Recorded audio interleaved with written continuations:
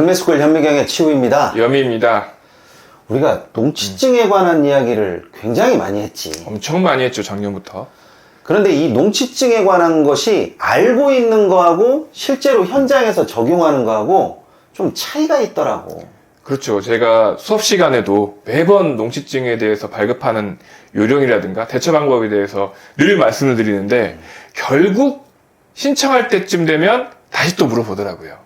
그냥 리셋 되는 거야. 그렇죠. 이게 아무리 잘 알고 있어도 이게 경험이 동반되지 않다 보니까 막상 닥치게 되면 어디서부터 어떻게 해야 될지를 모르니까 계속 도돌이표가 되는 것 같습니다. 그래서 이번 시간에는 이 농치증에 대해서 실제로 현장에 갔을 때 여러 이야기가 있겠지만 그래도 이것만큼은 꼭 기억하고 갔으면 하는 것들을 제가 다시 한번 모아봤습니다. 네. 그래서 오늘은 농치증을 신청할 때 유의해야 되는 상황 3가지, 그거에 대해서 말씀을 드려보도록 하겠습니다. 적어도 이 3가지는 꼭 숙지하시고 가시는 것이 좋습니다. 자, 첫 번째는 농치증을 신청할 때, 그때 좀 유의해야 되는 부분인데요. 첫 번째, 이 입찰 전에 농치증을 미리 좀 신청하시라고 말씀을 드리고 싶어요. 뭐 이렇게 생각하시는 분들도 있어요. 내가 낙찰 받을지 안 받을지도 모르는 상황에서 뭐하러 저것을 신청을 하느냐 이렇게 생각하시는 분이 있는데 실제로 낙찰 받고 막상 이것을 또 신청하려고 하면 되게 불안해 하시는 분들이 많더라고. 그렇죠. 또 농지가 특별한 하자가 없는 경우에는 농치증이 빨리 처리될 수도 있지만 뭐 농지에 뭐 불법 건축물이 있다든가 분묘가 있다든가 그런 경우에는 농치증이 좀 미뤄질 수도 있거든요, 처리 기간이.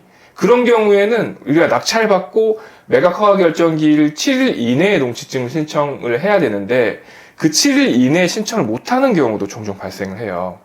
이런 부분까지 좀 감안하면 조금 여유 있게 미리 신청을 해서 아, 농치증이 쉽게 발급이 예상되는구나. 뭐 여기까지 확인할 수가 있는데 이것을 딱당해서 하게 되면 이 부분을 잊어버리기 때문에 제대로 처리할 수 없는 경우가 종종 생깁니다. 그렇죠.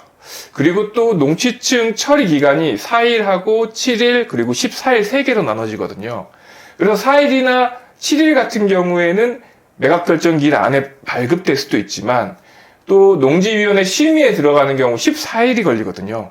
그러면 매각 결정 기일 7일 안에 못 내는 경우가 발생해요. 그런 경우에는 또 보증금을 몰수당할 수도 있기 때문에 미리미리 좀 신청을 해서 충분히 여유를 가지고 농치증을 받은 후에 입찰을 하시든 아니면 매각 결정 기일 안에 농치증이 발급될 수 있도록 날짜를 잘 맞춰서 신청을 하시든 이렇게 하는 게 가장 안전한 방법인 것 같습니다. 그렇죠. 이렇게 어떤 식으로든 농치증에 관한 부분을 미리 불안 요소를 좀 제거하고 가면 나은데 딱 당해서 하게 되면 있는 방법도 잘 안 떠오르고 또 자기가 실수를 어떤 것을 했는지를 모르기 때문에 되게 많이 불안해 하시더라고요. 그렇죠.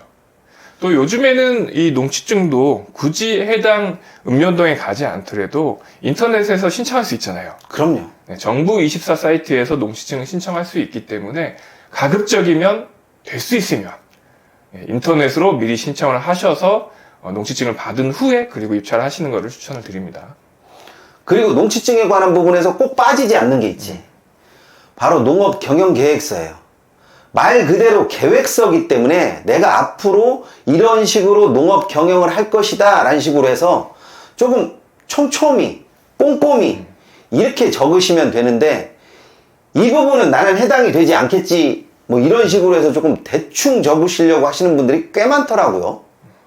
그런데 이 농업 경영 계획서는 될 수 있으면 최대한 자세하게 그리고 빠지는 항목이 없이 꼼꼼하게 적어 넣으시면 잘했다 못했다를 떠나서 그래도 웬만큼 했다는 될 수가 있습니다. 그리고 농업경영계획서에 보시면 실제로 작물 재배하는 계획이 있거든요. 그 계획을 작성하실 때 제발 그 농치증을 신청하려고 하는 그 농지에 좀 알맞는 작물을 좀 작성하셨으면 좋겠어요. 예를 들면 현황이 답인데 논인데 거기에 뭐 나무를 심겠다고 이렇게 작성하시는 분들도 가끔 있더라고요. 거기에 또 대추나무 심는다고 해가지고 농치증이 반려 처분된 사건이 있었어요. 네. 그러니까 해당 농지 현황에 맞춰서 작물을 선택하셔서 작성하시는 게 그것도 요령이라고 하면 요령이겠죠. 그렇죠. 그리고 작년에 농지법 개정되면서 주말체험 영농도 이 계획서를 작성을 해야 됩니다. 그래서 이 작물을 재배할 때 어떤 작물이 좋냐라고 하게 되면 그 작물의 생육 환경이 어느 정도 되는지는 좀 알았으면 좋겠어요. 물론 밭이라고 하면 상관이 없는데 뭐 논에다가 나무를 심는다, 복토 작업이 없는 상태에서 뭐 다른 작물들을 자꾸 대체하려고 하시는 분들이 있는데 항상 이론과 실제는 많이 간극이 있습니다. 자, 이제 그러면 농지증을 신청을 하고 담당자 또는 농지위원들이 이제 심의를 할 때 그때 이제 유의해야 될 부분인데요. 첫 번째로 좀 할 수 없는 부분을 요구하는 경우가 있어요. 그렇죠. 네. 그게 예를 들면 지분으로 소유하고 있는 농지인데 지분 공유자에게 동의서를 받아오라. 이런 경우도 가끔 발생하거든요.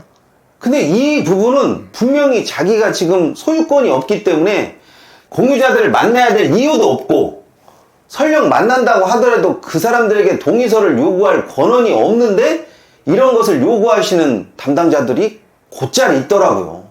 이게 그 농지법을 잘못 해석해서 그런 건데요. 지분으로 농지를 공유하려고 할 때는 이 같은 공유자들의 동의서하고 그리고 지분 소유하겠다고 하는 그 도면이 필요하거든요.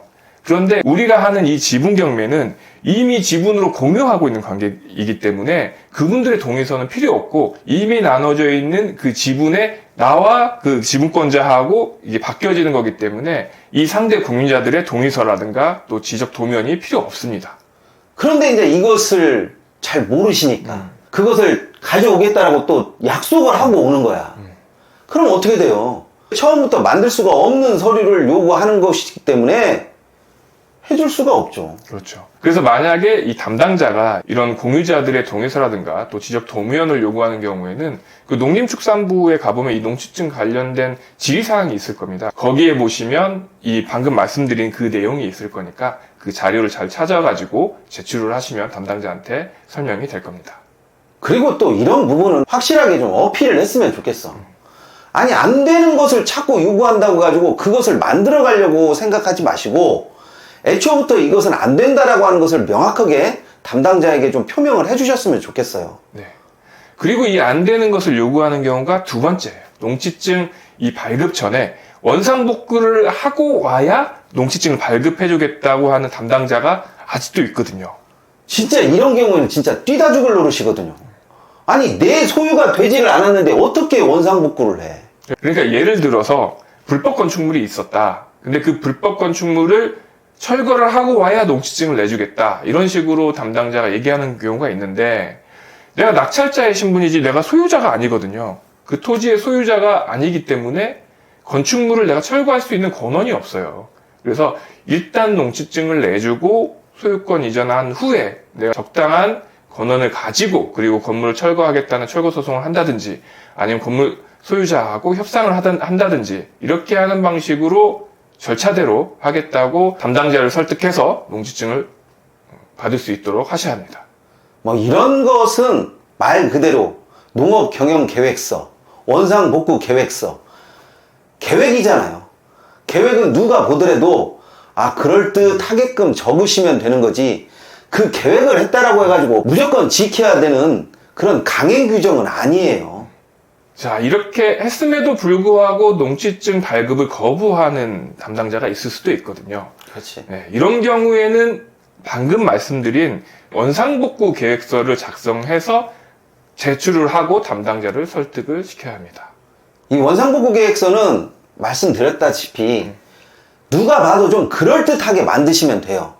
제가 본래 농지로 만들어 놓겠습니다 라고 해가지고 그냥 입으로 때우시려고 하시지 마시고 어떤 방식으로 어느 정도의 기간을 거쳐서 어떤 중장비를 동원해서 원상복구를 하겠습니다 라고 하는 계획서를 제출하시는 게 좋아요. 네, 이 원상복구 계획서에 관한 부분은 저희가 따로 영상을 또 만들어가지고 또 올려드릴 예정이니까 그 영상 참고하셔가지고 농지증을 받으실 때 사용하시면 되겠습니다. 자, 마지막으로 농지증을 발급 신청을 하러 갔는데 농취증이 안 나온다고 미리 딱 선을 긋는 그런 경우가 있어요. 이런 때도 사실상의 소유권을 이전하는 담당 부서가 그쪽이 아니고 경매 법원이기 때문에 농취증이 무엇 때문에 나오지 않는다라고 하는 농취증 반려 처분 사유서를 꼭 받아 놓으십시오. 이 농취증 처분 반려 사유서를 가지고 가야만 해결이 되는 경우가 굉장히 많기 때문에 농취증 발급 안 된다라고 해가지고 무조건 돌아와 버리시면 진짜 아무 일도 일어나지 않습니다. 그렇죠. 그리고 이 농취증 반려 사유에 이 농지는 농지법 몇 조에 의거한 농지가 아님, 그래서 농취증을 발급할 수 없음, 이렇게 돼 있는 경우에는 법원에서 매각 허가 결정을 해주는 경우가 많고요. 하지만 다른 이유 때문에 농취증을 못 내준다고 하면 농취증 이 반려 처분 이 공문을 가지고 이거를 기준으로 또는 이거를 근거로 해서 행정심판이라든가 행정소송을 할 수 있는 근거가 되거든요. 그렇기 때문에 이 농취증 반려하는 그 사유에 대한 공문을 꼭 수령하시기 바랍니다. 물론 이 수령 사유가 누가 봐도 말이 안 되는 경우도 있고 어느 정도 납득이 되는 경우도 있는데 그거에 대한 판단은 농취증을 발급해주는 그 관청에서가 아니라 경매 법원에서 판단하는 거니까 미리 자기의 짐작으로 이 물건은 농취증이 발급이 안 되니까 소유권을 이전할 수 없다라고 선입견을 깔고 가시지 않으셨으면 합니다. 네, 이번 시간은 우리가 농지 경매를 할 때 꼭 필요한, 또 농지의 소유권 이전을 할 때 꼭 필요한 이 농지 취득 자격증명에 대해서 말씀을 드려봤는데요. 농지 취득 자격증명 받는 게 그렇게 어렵지만은 않거든요. 적절한 절차와 또 방법을 알고 대응을 하시면 농취증을 받는데 그 어렵지 않기 때문에 저희가 지금까지 올려드린 농취증 관련된 영상들을 꼭 한 번씩 다시 한번 보시고 농지 취득할 때 또 이 농취증을 발급 받으실 때 도움을 받으시기 바랍니다. 이 정도의 요령만 숙지하시면 제가 볼 때는 그렇게 어렵다고 보여지지는 않습니다. 네, 이번 시간은 여기까지 하도록 하겠습니다. 감사합니다. 감사합니다.